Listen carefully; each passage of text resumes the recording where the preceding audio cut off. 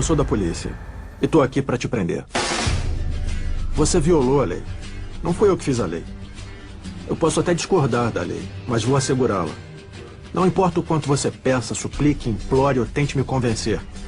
Nada do que você fizer vai me impedir de colocar você numa jaula com barras de ferro. Se você fugir, eu corro atrás. Se você me enfrentar, eu luto com você. Se atirar em mim, eu atiro de volta. Pela lei, eu não posso dar as costas. Sou a consequência, a conta que não foi paga. Sou o destino com distintivo e arma. Atrás do meu distintivo tem um coração como o seu. Eu sangro, eu penso, eu amo. E também posso ser morto. E embora eu seja apenas um, tenho milhares de irmãos e irmãs iguais a mim. Eles vão arriscar a vida por mim. E eu por eles. Montamos guarda juntos. Uma tênue linha azul protegendo as presas dos predadores. Os bons dos maus. Nós somos a polícia.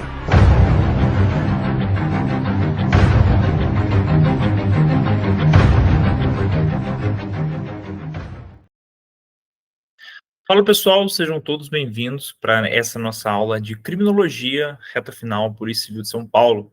Se você não me conhece, sou o professor Sérgio, é uma alegria tê-lo aqui comigo e vamos com tudo. Nessa aula eu quero trazer várias questões para que nós possamos resolvê-las e ao longo dessa resolução nós iremos comentar sobre os principais pontos aí que eu acredito que serão objeto de cobrança no seu concurso, beleza? Sem mais delongas, bora lá. Vamos lá, pessoal, questão 1. Para Garcia Pablos de Molina, pessoal, lembrando o seguinte, o Molina, ele é um doutrinador que a banca gosta demais de citar, beleza?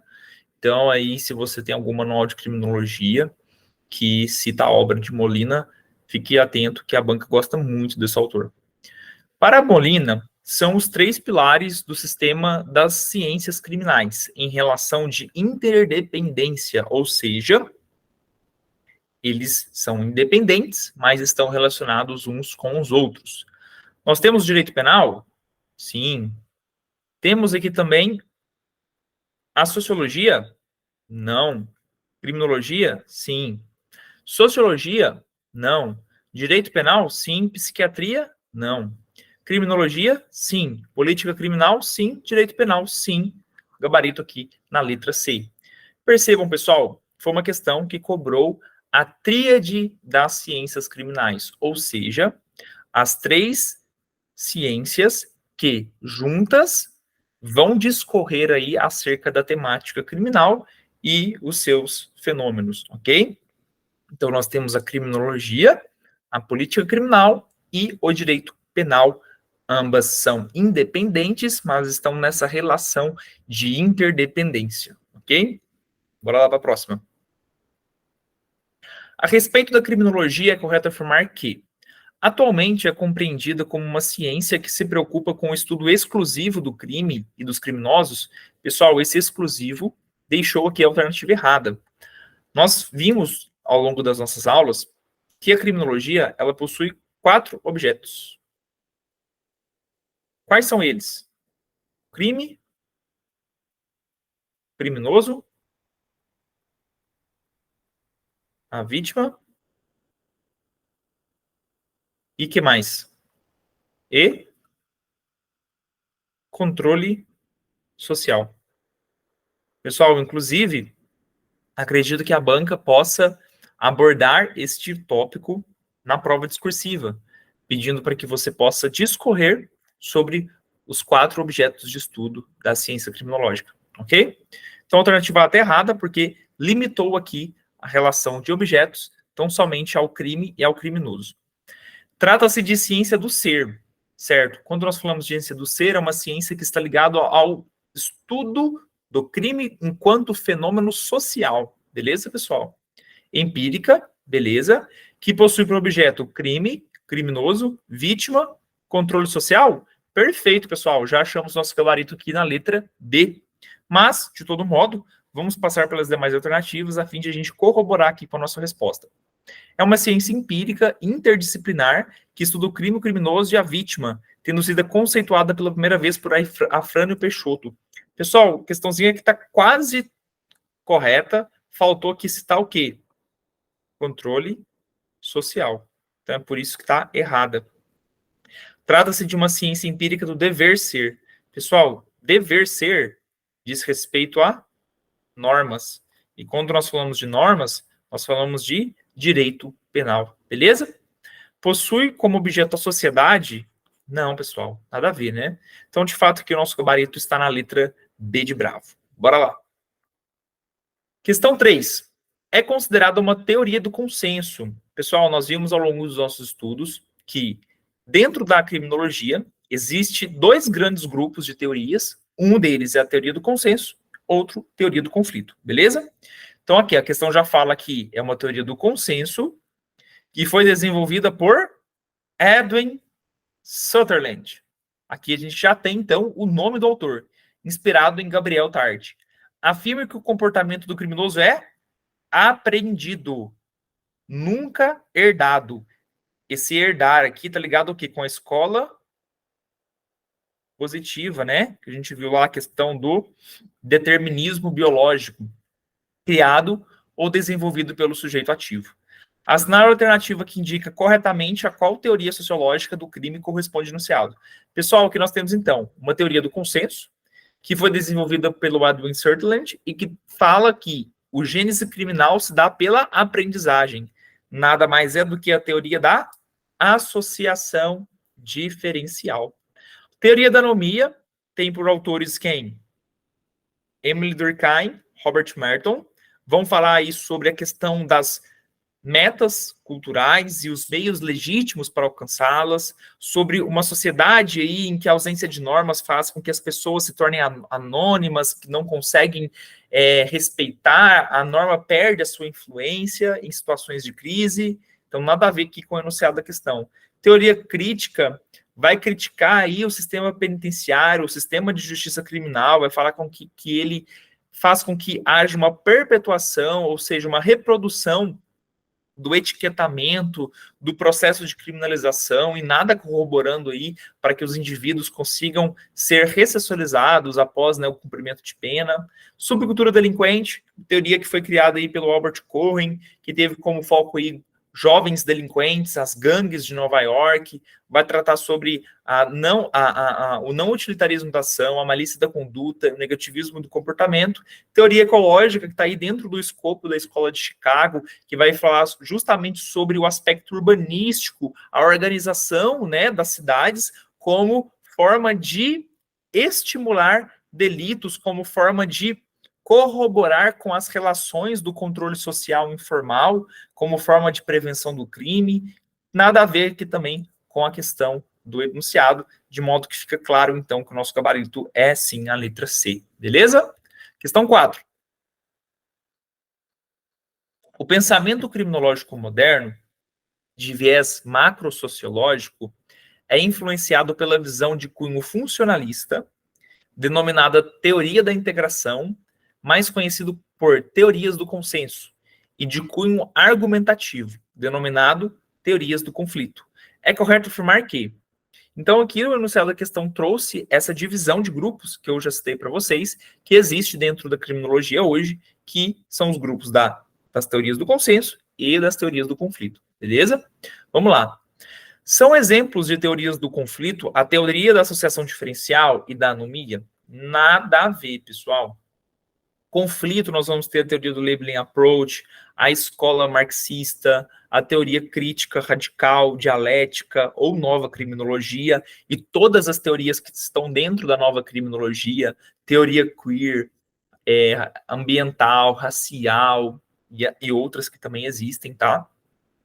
São exemplos de teorias do consenso a Escola de Chicago, beleza? Associação diferencial, perfeito. Teoria da subcultura delinquente e teoria do etiquetamento? Nada a ver, pessoal. Teoria do etiquetamento, ou também conhecida como teoria do labeling approach, está dentro da teoria crítica, do grupo de teorias do conflito, ok? São exemplos de teorias do consenso da Escola de Chicago, associação diferencial, teoria da anomia e teoria da subcultura delinquente? Perfeito, são as 4 teorias que constituem um grupo de teoria do consenso. Beleza, pessoal? Alternativa D, São exemplos da teoria do conflito, a escola de Chicago, não. Como disse para vocês, teoria do conflito é labeling approach, teoria crítica e assim por diante. São exemplos de teoria do consenso, sucessão diferencial, anomia, etiquetamento, crítica ou radical? Nada a ver. Então, fique bem claro. As teorias que compõem o grupo de teorias do consenso são teoria da associação diferencial, escola de Chicago, teoria da anomia e da subcultura delinquente. Beleza? Então, nosso gabarito de fato é a letra C de Charlie. Bora lá, pessoal. Questão 5. No julgamento da ação penal número 470 no Supremo Tribunal Federal, que ficou popularmente conhecido como caso do mensalão, o ministro Luiz Fux valeu-se destas expressões em seu voto. O desafio na seara dos crimes do colarinho branco é alcançar a plena efetividade da tutela penal dos bens jurídicos não individuais.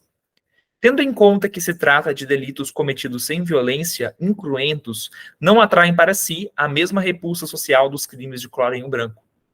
Diante do exposto, no que tange aos crimes de colarinho branco, para representar a situação de impunidade provocada por omissão ou falta de comunicação e registro de condutas criminosas, nas quais o poder político e econômico pode vir a fomentar elevado grau de impunidade, as expressões do ministro Fux se referem a...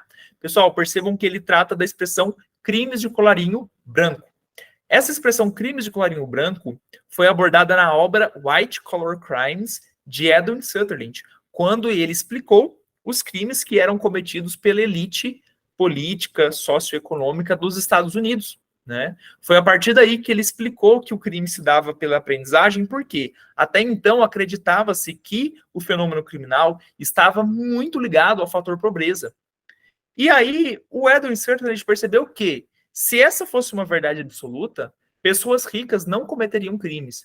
Mas, pelo que ele observou, isso era totalmente falho. Por quê? Porque essa elite econômica, ela cometia crimes de sonegação, crimes de corrupção, lavagem de dinheiro. E essas práticas, tais práticas, eram, de certo modo, disseminadas entre os membros do grupo, em que um aprendia com o outro o modo como praticar o crime. E, de certo modo, aquele ambiente favorecia, né, o cometimento desse tipo de infração, que era considerada um crime de colarinho branco, porque não era praticado com violência, com grave ameaça, como é um caso do roubo, do latrocínio, que são crimes classificados como de colarinho azul, que são crimes em que há um maior clamor social, tendo em vista, né, esse aspecto da brutalidade. Mas, todavia, os crimes de colarinho branco são tão danosos ou até mais danosos do que esse. Porque, por exemplo, um desvio de verba, uma corrupção, quantas e quantas pessoas esse ato, né, irá atingir? E desse modo, qual será o tamanho do prejuízo para toda uma população?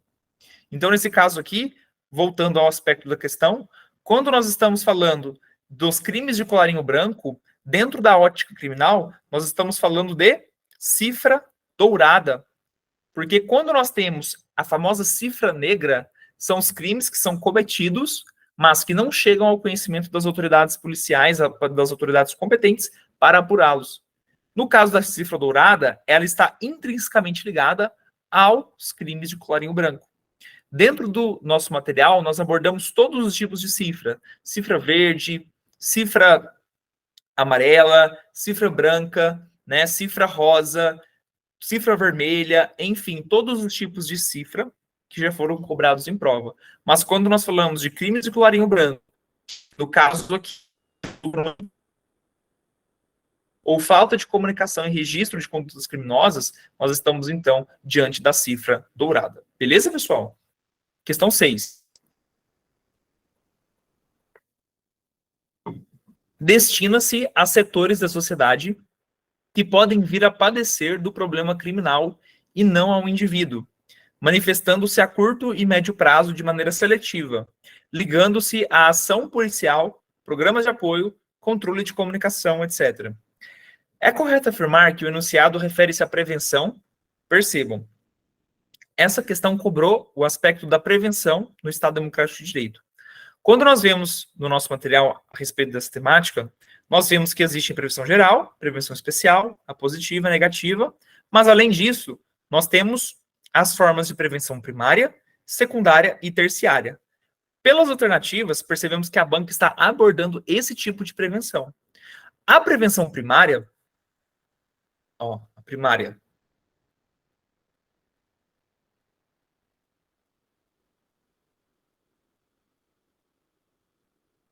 ela está mais ligada a políticas públicas. A secundária está ligada a zonas quentes de criminalidade.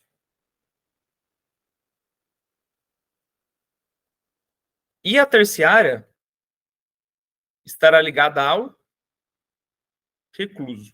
Então vamos lá.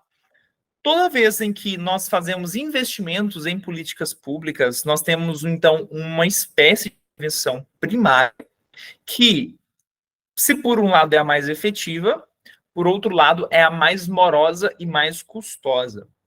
Já a prevenção secundária, ela tem por foco atuar nas zonas quentes de criminalidade, ou seja, aqueles lugares em que há uma ocorrência significativa de delitos, de modo que as pessoas que lá moram estão propensas a se tornarem vítimas ou até então em contribuírem para o evento criminal, né, agindo em conluio com os criminosos. Nesse sentido, algumas ações são tomadas, como, por exemplo, melhora da infraestrutura urbanística, controle das comunicações, instalação de câmeras de monitoramento, programas de ação policial, de prevenção, etc., de patrulhamento, beleza? E, por fim, todas as ações que são direcionadas à figura do recluso, como, por exemplo, a labor-terapia, programas de liberdade condicional, etc., tudo isso vai ser política terciária. Beleza, pessoal? Então, nesse caso aqui, a gente tem o que, ó? Ou seja, são algumas zonas específicas. Curto e médio prazo, de maneira seletiva, ação policial, programas de apoio, controle de comunicação. Pessoal, aqui é claro, nós estamos diante de uma prevenção o quê? Secundária. Beleza? Então, gabarito aqui na letra D, de delta, e bora lá para a questão 7. Em relação à temática da profilaxia deletiva em face do Estado Democrático de Direito, é correto afirmar que o instituto jurídico denominado livramento condicional é um exemplo de prevenção terciária? Perfeito, pessoal. A questãozinha está correta. Olha só, tratando novamente sobre a questão das prevenções, a alternativa A trouxe um instituto jurídico, que é o livramento condicional, e relacionou com a prevenção terciária, aquela direcionada ao recluso. Então, no meu ver, a alternativa não possui nenhum erro. Vamos ver as demais.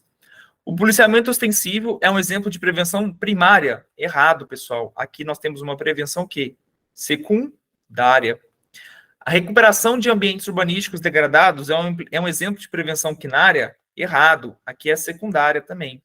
A adoção de alternativas à pena privativa de liberdade é um exemplo de prevenção quaternária. É um exemplo de prevenção que? Terciária. As políticas públicas voltadas à geração de emprego são exemplo de prevenção secundária? Errado. Aqui é a prevenção que? Primária. Então, de fato, o nosso gabarito fica na letra A de alfa. Show de bola? Bora para a próxima. Um dos sistemas de reação ao fenômeno do crime é o modelo denominado... Vamos lá, pessoal. Quando a gente fala de modelos de reação ao crime, nós vamos ter praticamente 3, tá? Vou escrever aqui em cima para vocês. Modelos de reação ao crime. Nós vamos ter o clássico, também chamado de dissuasório. Pessoal, cada um desses modelos, eles estarão ligados... Opa!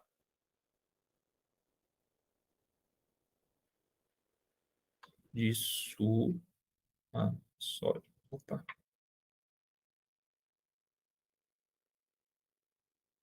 Dissuasório. Perdão pela minha letra, tá? Nós vamos ter o modelo ressocializador. E vamos ter o modelo restaurador. Pessoal, prestem bem atenção. Cada um desses modelos, ele estará ligado a uma das teorias da pena. Então, nós temos a teoria absolutista, temos a teoria eclética, mista, enfim. Tudo isso lá no nosso material de criminologia está explicado de forma bem objetiva e prática para que você consiga associar, caso for cobrado em prova. Mas, quando nós falamos, então, de modelos de reação ao crime, nós temos o clássico, que também é chamado de dissuasório, o ressocializador e o restaurador. O modelo clássico dissuasório, ele tem o seu foco no rigor da pena, na punição, beleza? O ressocializador, ele já se preocupa com a ressocialização do indivíduo, que foi submetido ao cumprimento de pena, para que, quando ele volte à sociedade, ele esteja apto ao convívio social. E, por fim, o modelo restaurador, também chamado de justiça restaurativa, é aquele modelo em que você busca restaurar o status quo ante, ou seja, o estado antes da ocorrência do delito. Nesse sentido, você busca reparar o dano, você busca restaurar a coisa jurídica que foi maculada e também ressocializar o preso. Beleza? Então, aqui você busca dar à vítima um papel de importância, porque ela é considerada dentro desse processo. Como exemplo, nós podemos citar ali os juizados especiais criminais no que diz respeito à transação penal, tá bom? Então, vamos lá. Segurança cidadã, pessoal, isso aqui não diz respeito a modelos de reação ao crime, tá? Dissuasório, pois busca a solução conciliadora do conflito. Pessoal, aqui não é dissuasório, aqui seria o modelo restaurador, porque conciliação, tá?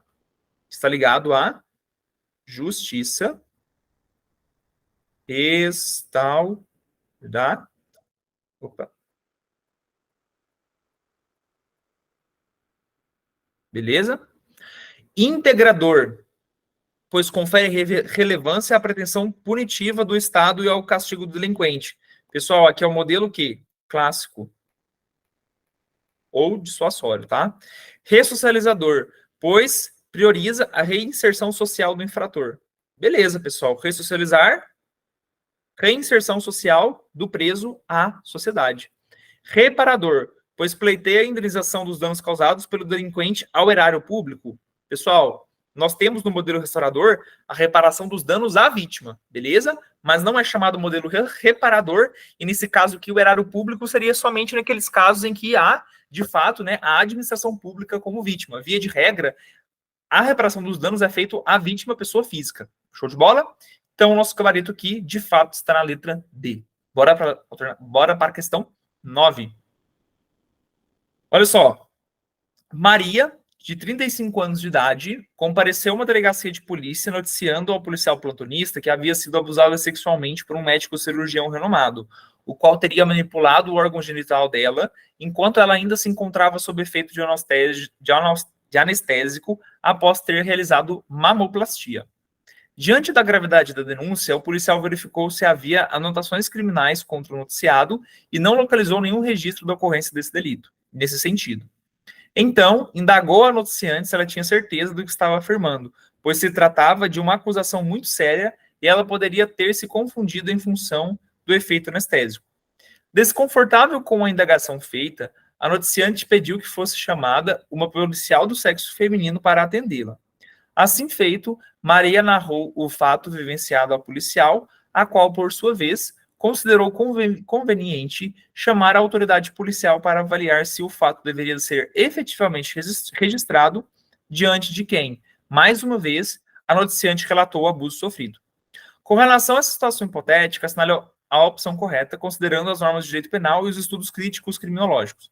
Pessoal, percebam aqui uma situação que narra um caso hipotético em que uma mulher é vítima de um suposto abuso sexual e quando ela vai relatar esse abuso para as autoridades competentes, ela sofre uma série de atos vexatórios, atos que provocam uma revitimização, ou seja, que ela tenha de viver ali os sofrimentos causados pelo delito, não sentindo eles na pele, mas pela lembrança, ela vai sofrer novamente as consequências, né, psicológicas daquilo que o criminoso, né, havia praticado.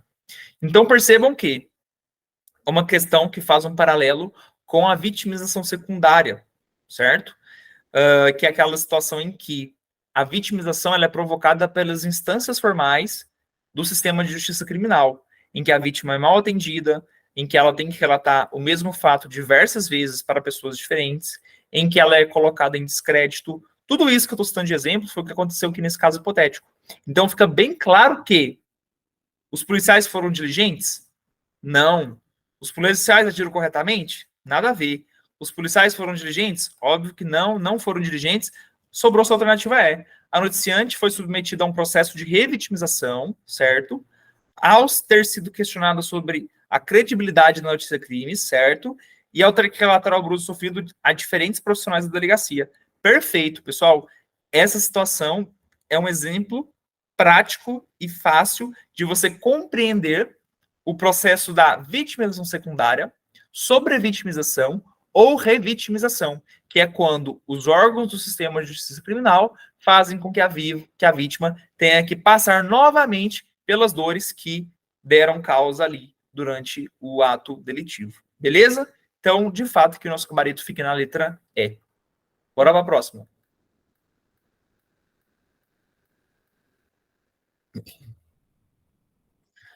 À luz dos estudos criminológicos modernos, assinale a opção correta com relação ao papel da vítima e a sua importância na persecução penal.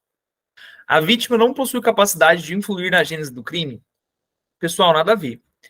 Percebam que essa é uma questão que traz sobre o papel da vítima na persecução penal. Nós vimos lá no nosso material que, no estudo da vitimologia, houve períodos em que a vítima, ora era protagonista, ora ela foi esquecida, e por fim ela foi redescoberta. Então nós temos 3 períodos: a Idade de Ouro, a fase da neutralização e a fase do redescobrimento, que se deu no pós-guerra, pós-Segunda Guerra Mundial. Beleza? Então, pós-Segunda Guerra Mundial, a vítima foi colocada novamente num papel de destaque dentro do fenômeno criminológico, razão pela qual ela possui hoje muita importância na persecução penal. Show de bola? Então vamos lá. No processo penal, a participação da vítima é exclusivamente periférica, sendo o réu a figura central em destaque. Pessoal, nada a ver. Hoje a vítima tem uma função de destaque, tá? No direito penal odierno, prevalece a tríade criminológica: delito, delinquente e pena. Aqui não citaram a vítima, né? Então, nada a ver também. A atitude da vítima de colocar a si mesma em risco, em regra, é causa de exclusão do tipo penal.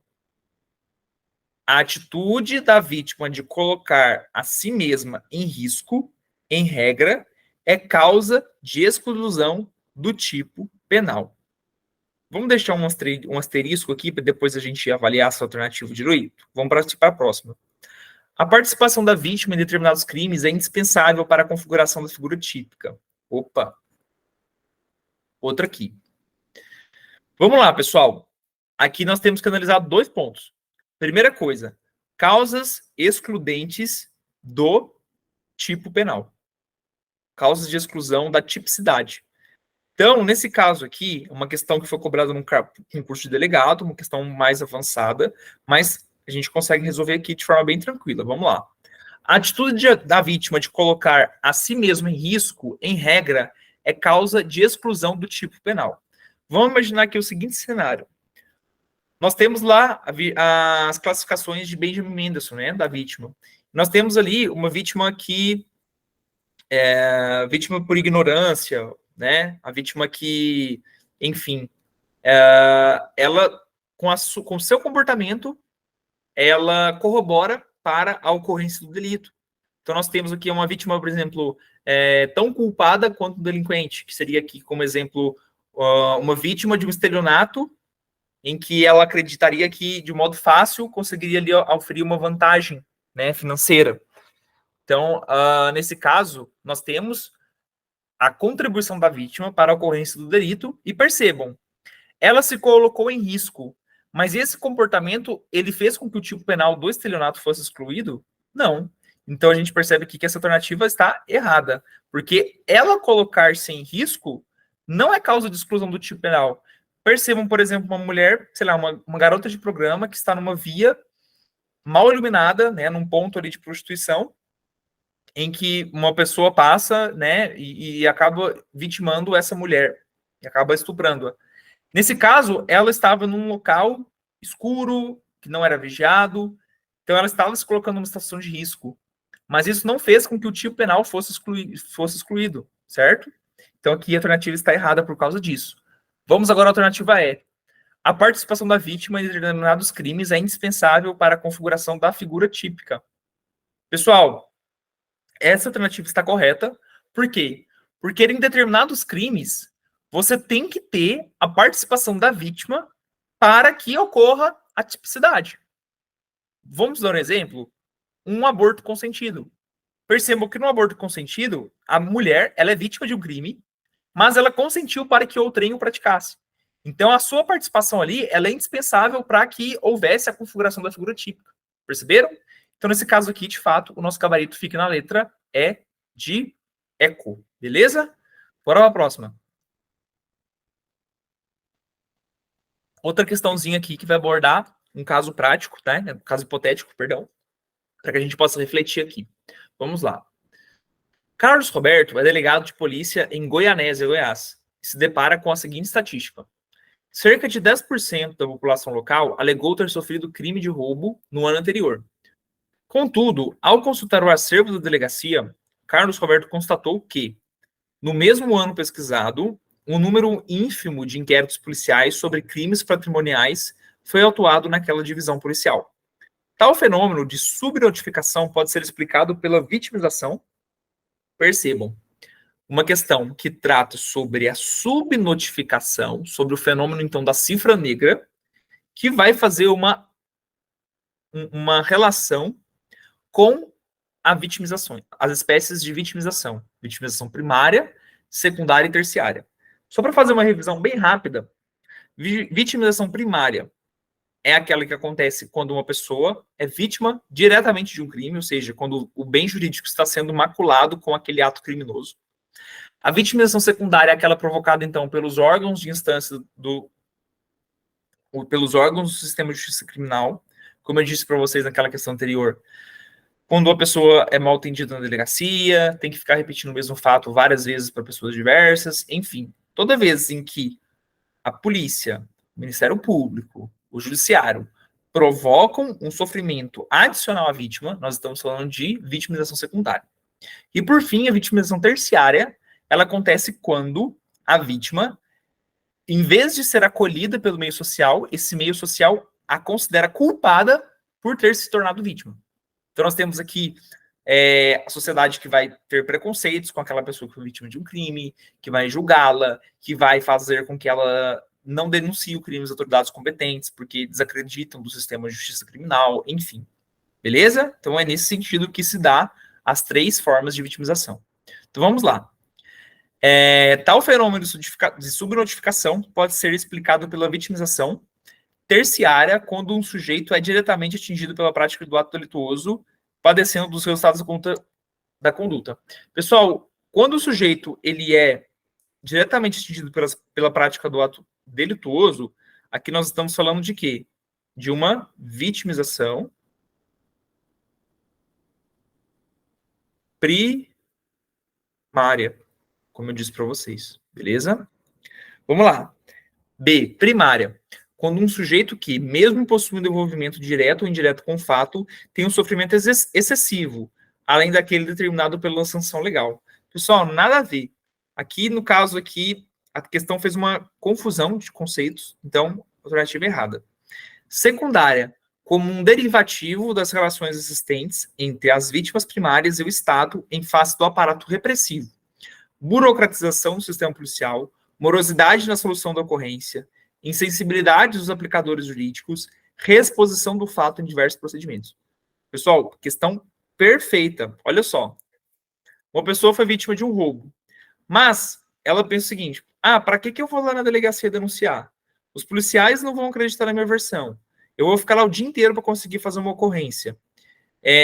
O delegado vai se insensibilizar com o meu caso. Eu vou ter que ficar toda hora ali sendo obrigado a dizer novamente aquilo que eu já disse para o policial, para o delegado, enfim. Se a vítima se depara com esse aparato repressivo de uma forma negativa, para que ela vai denunciar?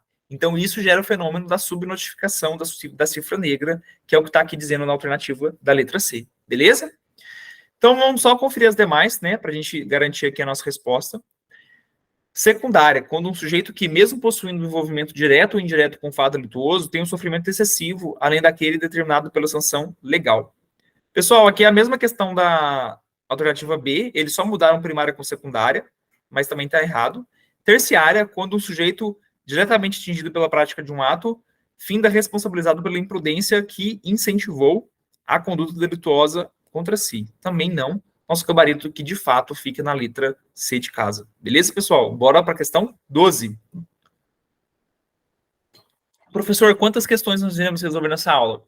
Pessoal, nós iremos resolver 14 questões, que é o número de questões cobrado aí no seu edital, para que você possa, então, ver aqui como que essas questões podem vir a ser cobradas na sua prova e você possa resolvê-las aí de forma bem tranquila. Beleza? Então, vamos lá. Assinale a alternativa que contempla apenas hipóteses de controle social informal. Quando nós falamos de controle social, pessoal, nós temos que lembrar o seguinte, que o controle social ele é dividido em duas espécies, o formal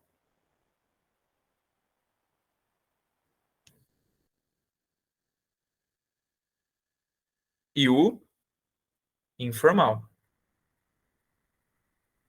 O que é controle social? Pessoal, o controle social é o conjunto de instituições que submetem os indivíduos àquilo que é o aceito para o convívio social. Ou seja, são as regras, são os valores, os códigos de éticas que existem aí dentro de uma sociedade em que todos devem seguir para que haja um convívio pacífico entre todos.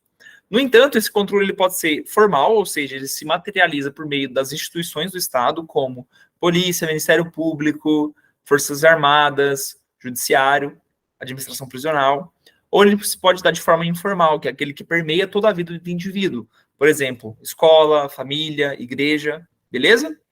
Então, nesse caso aqui, a questão está perguntando apenas hipóteses de controle social informal. Vamos lá. Informal, justiça é formal. Clubes de serviço, beleza? Forças Armadas e polícia, formal. Forças Armadas, formal. Escola, administração penitenciária, formal. Família, escola, religião, beleza, pessoal. Então, nosso gabarito aqui, questão bem tranquila, fica na letra E. Questão 13. Vamos lá. Surgida no final dos anos 80, é baseada em textos de uma série de pesquisadores e ativistas de movimentos que promoviam discussões quanto à identidade de gênero e heteronormatividade. Vem acrescentando o seu discurso a uma possível explicação do posicionamento da sociedade diante das variações comportamentais, principalmente quanto à identidade de gênero e suas consequências no âmbito criminal. É correto afirmar que o enunciado se trata da teoria? Pessoal, vamos lá. Como eu disse para vocês, dentro da teoria, do grupo de teorias do conflito, nós temos a nova criminologia, em que dentro dela há diversas teorias, uma das quais é a teoria queer. Essa teoria queer, ela vai tratar justamente sobre essas questões relacionadas ao gênero, principalmente ligadas, então, à comunidade LGBT, porque eles enxergam que o estigma social que existe em torno desse grupo de pessoas, ele favorece o processo de vitimização e criminalização dessas pessoas. De modo que questões como identidade de gênero, essa questão da heteronormatividade, questão de machismo estrutural, de patriarcado, todos esses fenômenos que existem dentro da sociedade, eles devem ser revistos e repensados para evitar, né, esse processo de vitimização desse grupo específico. Beleza? Então, nesse caso, nós estamos diante aqui da teoria queer. Alternativa correta da letra C. E última questão aqui da nossa aula, vamos lá. Questão 14. Fruto da tendência atual da política penal brasileira, verifica-se que as tradicionais penas privativas de liberdade vêm sendo substituídas por medidas alternativas, tais como multa e obrigação de prestação de serviços à comunidade. O fenômeno mencionado é denominado o quê? Desconstitucionalização? Nada a ver, pessoal. Descarcerização? Vamos deixar aqui um asterisco. Descriminalização? Pessoal, percebam, nós estamos substituindo penas privativas de liberdade para penas alternativas, né? Para penas restritivas de direito. Nós não estamos descriminalizando, mas sim fazendo com que haja um processo de tirar da privação de liberdade e ir para uma pena mais branda, beleza? Então aqui não. judicialização, não, e desjudicialização também não. Então, de fato, aqui o nosso gabarito fica na letra B, porque descarcerização, você está descarcerizando, ou seja, tirando do cárcere e fazendo com que o indivíduo ele venha, então, a responder pelo crime que praticou, só que não sendo submetido aí à administração prisional, tendo em vista que, segundo, né, a teoria crítica, os presídios, as instituições penitenciárias, elas provocam muito mais malefícios do que benefícios aí no processo de ressocialização dos presos, beleza? Pessoal, então é isso. Espero que vocês tenham gostado dessa aula. Se você ainda não conhece lá o nosso projeto Reta Final, nós temos resumos, mapas mentais simulados, flashcards, vademecum, cronograma, discursivos com correções, tudo aquilo que você precisa para gabaritar a prova, para arrebentar, para chegar lá e conquistar o tão sonhado distintivo, beleza? A gente se vê, até a próxima, até mais, tchau, tchau.